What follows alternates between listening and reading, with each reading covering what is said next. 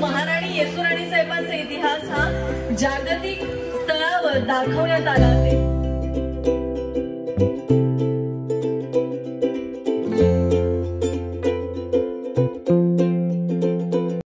आज खरं तर सकाळपासूनच खूप कामाचा व्याप होता, पण मात्र एवढ्या कामातून वेळ काढून जान्हवी किल्लेकरला बघायचं होतं। आपण कसं आहे, आपल्या ज्या कोणी सेलिब्रिटी असतात टीव्ही मध्ये बघण्यात आणि ओरिजिनल बघण्यात खूप फरक असतो आणि तो आनंदही खूप वेगळा असतो। म्हणून मी पटकन आवरलं, म्हणजे संध्याकाळचं पण जेवण किटूच्या पप्पांना जेवण केलं, तिला जेवण बनवलं आणि त्यानंतर मग माझं उपवासाचं जेवण बनवलं आणि राहिलेला जो काही आम्हाला करायच्या होत्या करंज्या, त्यासाठी मग मला तो गरा जो असतो तो भाजून ठेवायचा होता आणि तो गार करत ठेवायचा होता। तर मग तसाही वेळ होणारच होता, तर मग मी ते सर्व पटकन आवरलं आणि जान्हवी किल्लेकरला बघण्यासाठी पटकन आवरून मस्त गेली।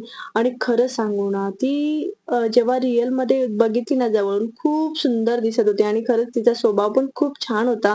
आणि अक्षरशः तिला म्हणजे आपण जरी इतके फोटो काढले ना तर आपल्याला कंटाळा येईल, पण मात्र तिला अजिबात येत नव्हता। आणि शिवाय माझा सुद्धा मोबाईल तिने घेतला आणि माझ्यासोबत सुद्धा तिने सेल्फी काढलेला आहे। आणि त्यानंतर मग थोडंसं तिला भेटून वगैरे झालं आणि मग आम्ही मस्त एन्जॉय केला, कारण दांडिया चालू आहे आणि दांडियाचा आपण आनंद घेतला नाही तर याच्या व्यतिरिक्त दुसरा आनंद मी नाही सांगू शकत, इतका आनंद असतो तेव्हा। आणि खरंच कमलेश भाऊ बोडकेंनी खूप छान असं अरेंजमेंट केलं होतं, खूप सेलिब्रिटी बोलवले होते आणि खूप रील स्टार सुद्धा बोलवले होते। तर जान्हवी किल्लेकरला जवळून बघून भेटून खूप छान वाटलं। आपण तर तिला बिग बॉस मध्ये बघतच होतो, तेव्हा ती स्टार्टिंगला तुम्ही सर्वांनीच बघितलं असेल तिचं बिहेवियर, पण मात्र नंतर ती खूप छान सुधारली होती आणि तेव्हापासून ती मला आवडायला सुद्धा लागली होती आणि तसंही ती मला दिसायला खूप आवडायची। आणि उद्या किट्टूला स्कूलला जायचं होतं आणि मी म्हटलं ती स्कूलवरनं येईपर्यंत तर माझ्या सांजोऱ्या किंवा तुम्ही करंज्या म्हणता तर त्या होऊन जातील, तर म्हणून मी रात्रीचं जो गरा मी आधीच जायच्या आधी भिजवून गेली होती, तर ते आता रेडी करून घेणार आहे, म्हणजे थोडासा ओला करून घेणार आहे। तर इथे ना मला चुकून खरंच माहित नव्हतं की नेमका भिजवायचा कसा, हे सर्व काम माझ्या सासूबाई किंवा जाऊबाई करत असतात आणि ते आलं आहे माझ्याकडे। जरी मी 1-2 वेळा करून नेलेलं आहे, पण मी विसरून जाते की नेमका कसा भिजवायचा। तर नंतर मला आठवलं की अरे आधीच जी काही आपण साखरेची पावडर केलेली असते, पिठी साखर, तर ती मिक्स करून मग नंतर आपण थोडंसं पाणी त्याला शिंपडून द्यायचं असतं, म्हणजे थोडंसं ओलावा येण्यासाठी। कारण कसं आहे, थोडासा ओला केला की तो सकाळी छान असा फुलून जातो, म्हणून। तर थोडं रॉंग झालं होतं, पण ठीक आहे, नंतर व्यवस्थित झालं। आणि त्यानंतर मग मी मस्त छान किचन असा क्लीन केला, पण तरी मात्र मी बघितलं नाही की किटूच्या काय स्कूलचा काही मेसेज आलेला आहे किंवा नाहीये। कारण कसं आहे, सकाळी पटकन आवरायचं, दुपारी पटकन आवरून घ्यायचं, संध्याकाळी पटकन आवरायचं आणि जायचं दांडियासाठी, आणि मोबाईल मध्ये काय मेसेज आलाय हे तर बिलकुल बघायला वेळ नव्हता। आणि घरी आल्यावर पण तुम्ही बघितलंच असेल की मला काय काम होतं। आणि त्यानंतर मग रात्री झोपायच्या आधी माझं काम असतं की दिव्याला तेल वगैरे घालून घ्यायचं, म्हणजे दिवा फुल करून घ्यायचा, जेणेकरून दिवा विझणार नाही याची काळजी घ्यायची। आणि सर्व लाईट्स ऑफ करून आता झोपून घेतलं आणि बघितलंच नाही की काय मेसेज आला होता। आणि सकाळी उठल्यावर पण मला माहितच नाही की आता मी फक्त किट्टूला स्कूलला पाठवायचंय, म्हणून मग मी पटपट आवरायला लागली। तेव्हा यांनी मला सांगितलं, तू रात्री मेसेज रीड नाही केला का? मी म्हटलं नाही। तर किट्टूला आज स्कूल नाहीये, म्हणून तू काही घाई करू नको, तुला जे काही काम करायचंय ते तू आरामात कर। पण कसं आहे ना, आपल्या बायकांना माहिती की आपल्याला किती वेळ लागणार आहे, हे माणसांना कुठे कळणार आहे। पण टिफिन तर तसाही नव्हता, म्हणून मग मला काही टेन्शन घ्यायचं काम नव्हतं। पटकन मी सकाळी अंघोळ केली, त्यानंतर सर्व किचन मधले भांडे लावून घेतले। आधी किचन ओटा फक्त आपल्याला जो काही आहे तो रिकामा करून घ्यायचा होता, जेणेकरून आपल्याला जेव्हा काम करू तर तेव्हा ह्या गोष्टींची काही अडचण होणार नाही याची काळजी घ्यायची। तर इथे मी सर्व भांडे वगैरे लावून घेतले, किचन क्लीन करून घेतला आणि तेवढ्यात मी बघितलं की गरा थोडासा वाळला की नाही, तर इथे उलटच झालं, गरा अजिबात वाळला नाही आणि शिवाय तिला मुंग्या सुद्धा लागल्या। आणि खूप बरं झालं की ते साईडनेच लागल्या, मला म्हणजे खूप टेन्शन असतं की जेव्हा मध्ये लागल्या असं पूर्ण, तर ते मी असं हाताने वगैरे काढून घेतलं। आणि आता गरा कसा हे करायचा की थोडासा कोरडा कसा करायचा याचं मी नियोजन करत होते। आणि तर इथे मी थोडंसं ते फॅन खाली ठेवून दिला आणि त्यानंतर मग म्हटलं चला तोपर्यंत देवपूजा वगैरे करून घेऊया। आणि जे काही आपलं सांजोरींसाठी लागणारं पीठ आहे तर ते भिजवून ठेवू। आणि इथे मी कणिक वगैरे करून घेतला आणि म्हटलं चला वेळ आहे तर शामली यायच्या आधी आपण काय करूया, गोड पुरी तरी करून घेऊ, कारण गोड पुरी इझिली होऊन जातात एकट्याने।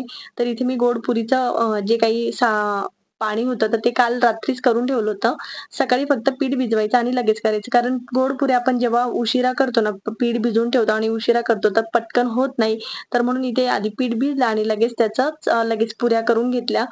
तर इथे पुऱ्या झाल्या आणि म्हटलं चला आता आपण शामलीला कॉल करूया. तर त्यानंतर कळलं की अ, मनूला ती शाळेत पाठवणार नव्हती. म्हटलं काही येऊ नको बाबा कारण मनू खूप त्रास देते.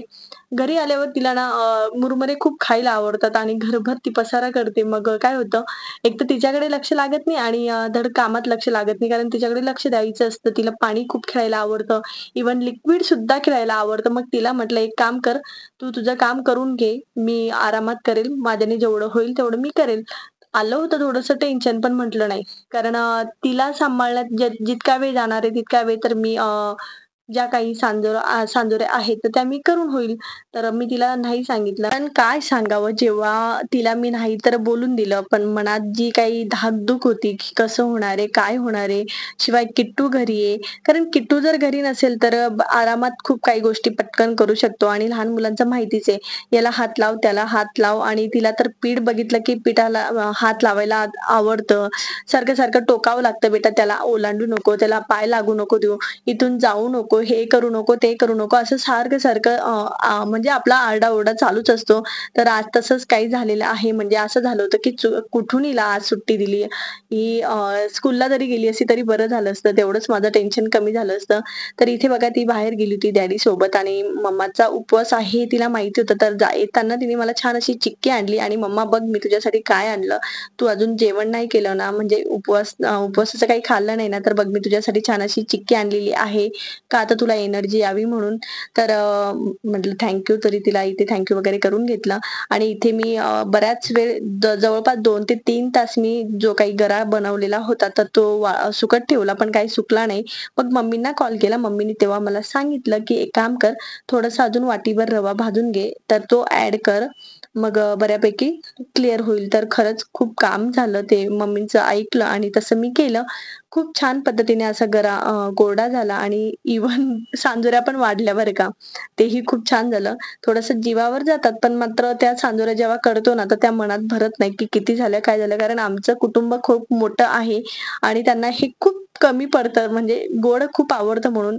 आणि ज्या मी करंज्या बनवते त्या खूप छोट्या होतात आणि ह्या याच्यासाठी बनवल्या होत्या, चक्रपूजेसाठी मी इथून बनवून नेणार होती. कारण मी वेळेवर जाणार होती. 9व्या माळीला आमचे चक्र असतात आणि इथून मला किटूचा पेपर असल्यामुळे मग मी जाणार होती 9व्याच माळेच्या दिवशी.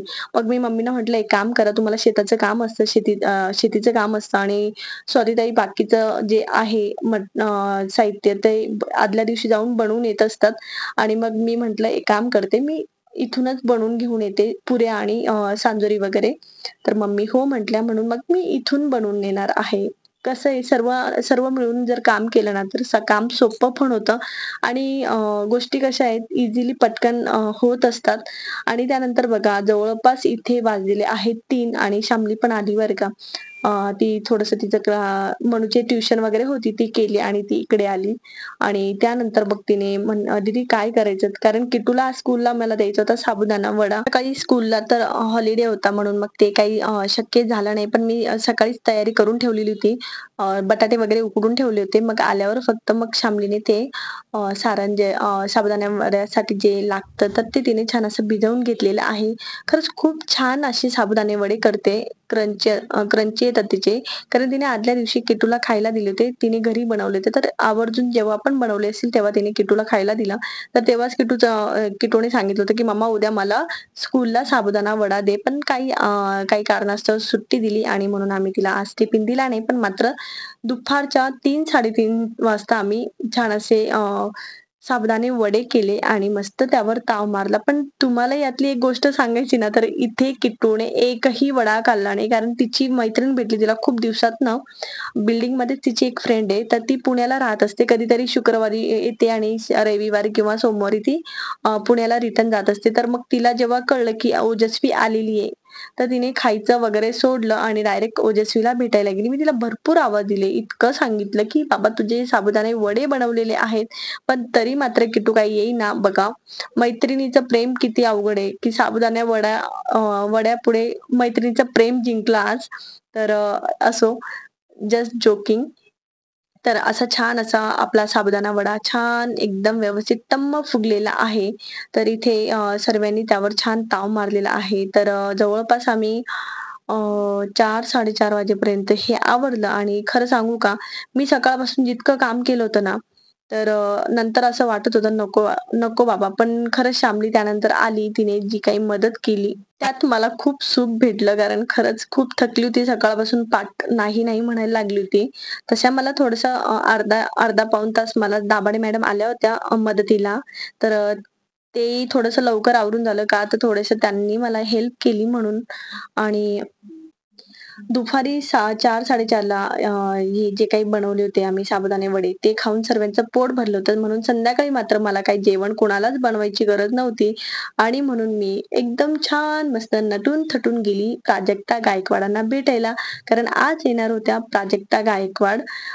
ते तुम्हाला माहितीच असेल, आपले स्वराज्य रक्षक संभाजी राजे सिरियलमध्ये त्यांनी येसूबाईचा रोल केलेला आहे.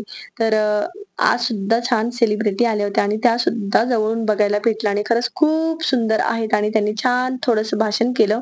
आपल्या सगळ्यांना छत्रपती शिवाजी महाराजांचा इतिहास ठाऊक आहे, पण त्यांच्याच बरोबरीने असलेला छत्रपती संभाजी महाराजांचा इतिहास आणि महाराणी येसुराणी साहेबांचा इतिहास हा आपला खरं तर या स्वराज्य रक्षक छत्रपती संभाजी महाराज या मालिकेमुळे आपल्या सगळ्यांनी म्हणून एक मराठी कलाकार म्हणून मला त्याचा सगळ्यात जास्त आनंद आहे की जेव्हा महाराणी येसुराणी साहेबांचा इतिहास हा जागतिक स्तरावर दाखवण्यात आला, तेव्हा देखील महाराणी येसुराणी साहेबांच्या भूमिकेसाठी माझं नाव घेतलं गेलं आणि ती भूमिका अजूनही तुमच्या सगळ्यांच्या मनात घर करून आहे. आणि ज्या प्रकारे त्यांनी हे भाषण केले ना, खरंच खूप छान वाटलं. आणि येसूबाई भोसले या मराठा साम्राज्याच्या एक महत्वपूर्ण राणी होत्या आणि 1689 मध्ये औरंगजेबाने संभाजी महाराजांना कैद केलं आणि येसूबाईंना त्यांच्यावर होणाऱ्या अत्याचाराच्या बातम्या दररोज येत असत आणि त्या सुद्धा जवळपास 29 वर्ष नजर कैदेत होत्या, मुघलांच्या कैदेत होत्या. आणि 1719 मध्ये त्यांची सुटका झाली, असा त्यांचा सुद्धा इतिहास आहे. तर म्हणजे अंगाला काटा येईल असा त्यांचा इतिहास होता. त्या एक वीर पत्नी आणि वीर माता होत्या, ज्यांनी आपल्या पती आणि मुलासाठी संघर्ष केला. त्यांनी मराठा साम्राज्याच्या इतिहासात एक महत्वपूर्ण योगदान दिले आणि त्यांनी मराठा इतिहासातील एक शक्तिशाली महिला म्हणून स्मरण केले जाते. तर अशा पद्धतीने त्यांचं जे काही योगदान होते तर ते खूप महत्वपूर्ण होते.